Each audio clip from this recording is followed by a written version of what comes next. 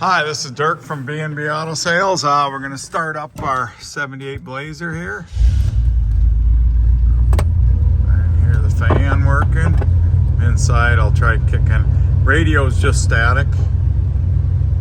Horn works.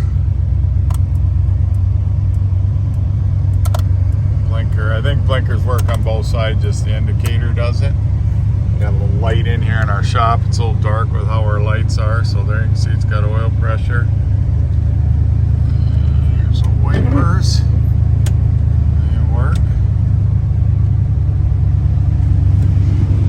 And turn, you can see the dome, the bright lights work. Runs good. Air did not kick on. It has been converted over, I believe, to 134, but it must be a little low. Got an ABS Edelbrock carburetor on it. See, it runs good. Looks like new master cylinder, new wiper motor. Your headlights.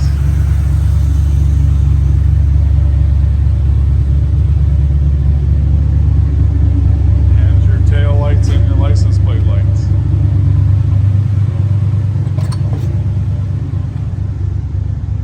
And your dome light. So, pretty much everything works except for the radio, and the air may need some work. 605-695-7391.